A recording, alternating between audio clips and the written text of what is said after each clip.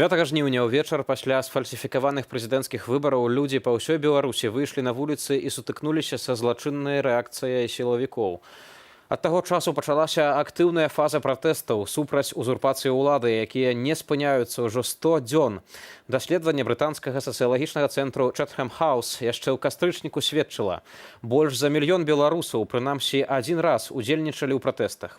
Тыя, хто незаконна ўтрымоўвае ўладу, адказалі тэрорам. Вядома, прынамсі 10 імёнаў прозвішчаў забітых, а таксама тых, хто памёр у загадкавых абставінах. Апошні гэта Раман Бандарэнка, сям'і якога цяпер адмаўляюцца выдаваць цела. Ужо зараз у нашай студыі сябра прэзідыуму Каардынацыйнай рады, а таксама кіраўнік народнага антыкрызіснага кіравання спадар Павел Латушка. Вітаю вас. Вітаю вас. Спадар Павел, 100 дзён народных пратэстаў, здаецца, не такі вялікі прамежак часу, але, здаецца, з іншага боку, як цэлая гістарычная эпоха. Так, сапраўды, гісторыя ўжо напісана беларускім народам, але яна яшчэ не зроблена. Вось менавіта галоўнае, што застаецца перад намі, але мы перакананы, што гэта зробім, зрабіць гэтую гісторыю, перагарнуць гэтую чорную старонку, звязаную з рэжымам, з дыктатурай, з ваеннай дыктатурай, з гвалтам, які ажыццяўляюцца ў адносінах беларускага народа. І вось тое, што мы зараз павінны сканцэнтраваць усе намаганні дзеля таго, каб зрабіць гэту гісторыю. Гэта быў як адзін дзень. Вы ведаеце, такое ўражанне, кожны дзень ты прачынаешся рана, кладзешся спаць вельмі позна, і гэта пралетае як адна хвіліна. Сёння, на жаль, была бессонная ноч, бо якраз мы займаліся гэтай праблемай тых людзей, якія аказаліся ў падвалах на плошчы Пераменаў, 43 асобы, якія кантактаваліся з намі. Мы шукалі разам з еўрапейскімі дыпламатамі выхаду з гэтай сітуацыі. Нашы людзі былі гатовы пад'ехаць і прапаноўвалі транспарт, каб іх выцягнуць, але рызыка была вялікая. Былі адчэплены гэты раён, і фактычна ўсе тыя, хто не быў там прапісаны, быў бы арыштаваны. І гэта яшчэ раз прыклад таго здзеку, які робіць уладу ў адносінах да сваіх грамадзянаў. Правяраць пашпарты як па рэгістрацыі. Гэта нагадвае часы, я думаю, дзяцінства. Мы памятаем гэтыя словы, калі кажуць, усе жыхары вёскі, выхадзіце на рэгістрацыю. На жаль, гэта сённяшняя Беларусь. Сёння быў у нас на тэлефоннай сувязі адзін з тых людзей, які, ўласна, хаваўся ў жыхароў, распавядаў, што практычна 14 гадзінаў быў у аблозе. Сілавікі вось хадзілі па квартале, таксама пад'езды заглядалі. Але не толькі гэта, не толькі бачым таксама глумленне над памяццю. Вось гэтыя забралі свечкі з нічы, бачылі, як рвалі партрэты Рамана Бандарэнкі. Здаецца, розныя бываюць ідэалогіі і погляды, але няўжо вось гэтыя людзі ў форме не разумеюць, што яны сапраўды, як вы ўзгадалі, дзейнічаюць як акупацыйныя ўлады падчас вайны, як фашысты, без перабольшвання. Так, сапраўды, але я хацеў бы тут пазначыць такі, мне падаецца, сімвалічны момант, але вельмі важны для нашага грамадства. Мы жылі ў часы Савецкага Саюза, калі мы ўсе былі павернуты ў бок у адносінах да рэлігіі. Калі мы паглядзім, што сёння царква і касцёл, праваслаўная царква, каталіцкі касцёл, две вядучыя веры ў краіне, без павагай да ўсіх іншых, але прадстаўнікі касцёла і праваслаўнай царквы вельмі негатыўна выказаліся наконт той сітуацыі, якая мела месца быць учора ў Мінску. Менавіта жахлівая сітуацыя, калі людзі ў чорных адчапілі людзей, мірных, маладых, хлопцаў і дзяўчат, і фактычна ўзялі іх у кола і не выпускалі нікога. Гэта сапраўды быў здзек. Здзек над душой, над сэрцам, над думкамі, здзек над дабром. Зноў чорныя хмары над нашай Беларусю. Але мы ўсё ж такі не дамо ім, каб яны былі заўсёды. І сонейка зазяіць над нашай Беларусю, бо яно зяе ў нашых душах і сэрцах. Сапраўды, бачым вось гэтыя сотні тысячаў людзей, якія выходзілі, як было даследаванне, мільён беларусаў цягам гэтых месяцаў прыняў удзел у пратэстах. Аднак і бачым, што адбываецца з іншага боку. Пераследуюць за беларускі нацыянальны сцяг, за герб. Былі сведчанні з учора тых, каго затрымоўвалі, што людзі, якія размаўлялі па-беларуску, іх пазначалі фарбай і збівалі. То бок, да пераследу нацыянальных сімвалаў відавочных цяпер далучаецца таксама і пераслед мовы. Але гэта зноў-такі гэта пытанне ўжо нейкае, якое месяца ў юрысдыкцыі, калі кажам пра законы, як нейкі генацыд.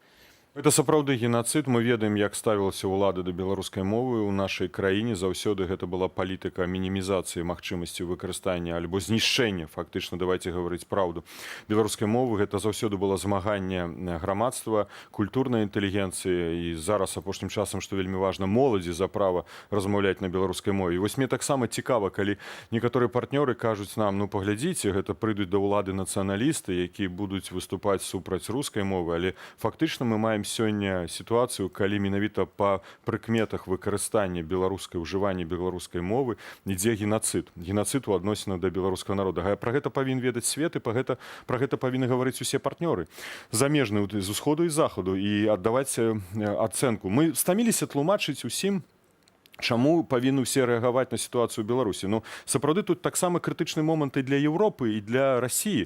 Ці сапраўды гэта сітуацыя не з'яўляецца менавіта такой, калі шмат хто зразумее, хто сапраўды бачыць рэальную сітуацыю, як ён рэальна ацэньвае, ці праўдзіва яе ацэньвае. І вось менавіта гэта такі крытычны момант для ўсіх партнёраў.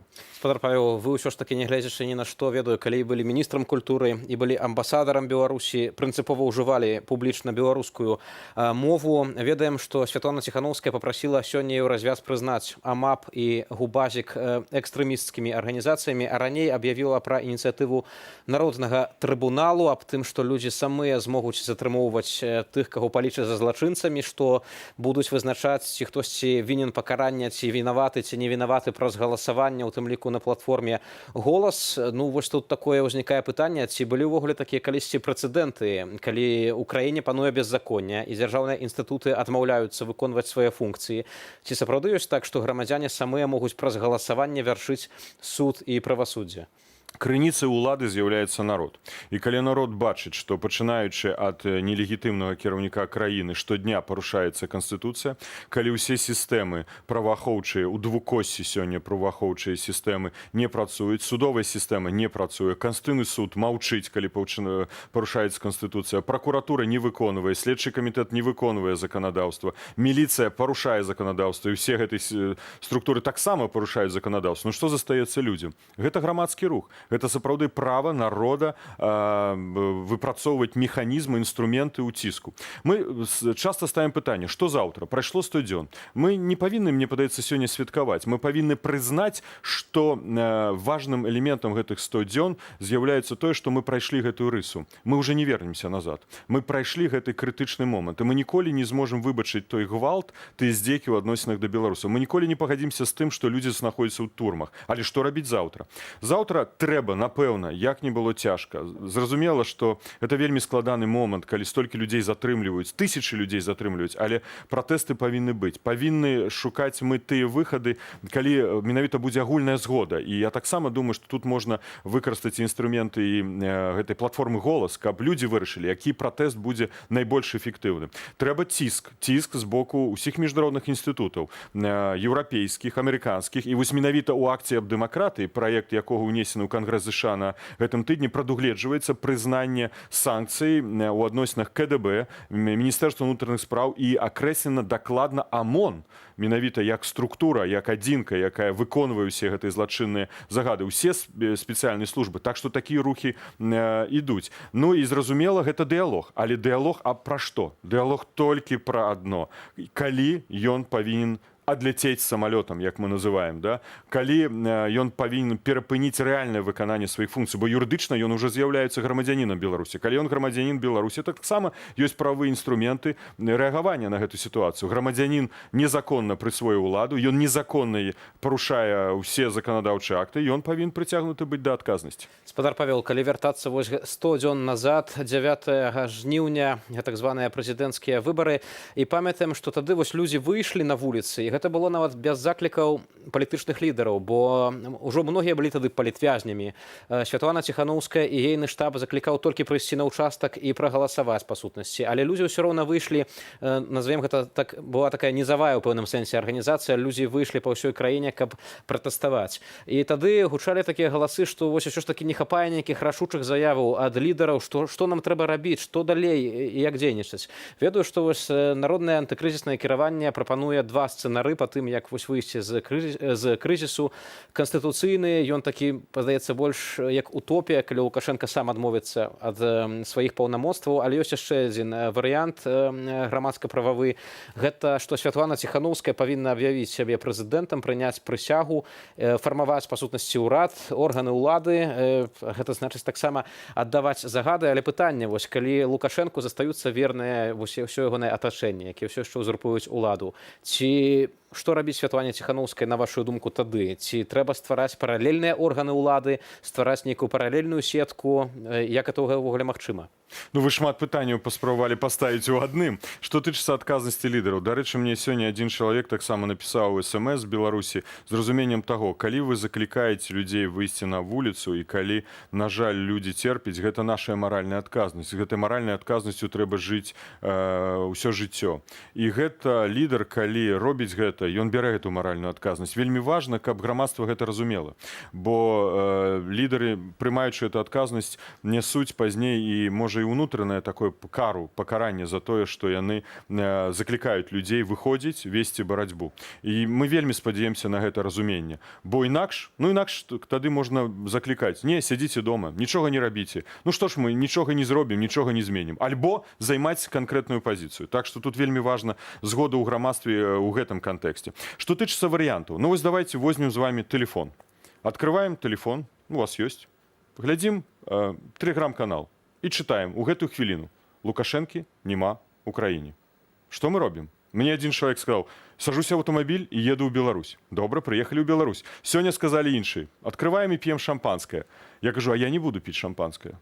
Бо я павінен, такія людзі, як побач са мной, тыя людзі, якія далучацца, альбо мы далучымся да нейкай структуры ініцыятывы, павінны ўзяць сітуацыю пад кантроль, бо будзе ўнутраны рэванш, будуць знешнія сілы, будуць фактары, якія будуць дэстабілізаваць сітуацыю ў краіне. Ведь менавіта народнае антыкрызіснае кіраванне напісала сцэнары, як гэта павінна выглядаць з пункту гледжання дзеючай канстытуцыі і з пункту гледжання грамадска-прававой, скажем, формы.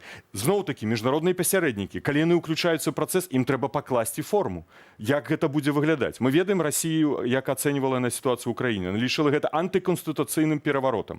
Зноў-такі ўзнікае пытанне. Таму мы апрацоўваем варыянты. Гэта не значыцца ідэальныя варыянты. Абсалютна. Можа быць 3, 4, 5. Але варыянты ўжо павінны быць на стале.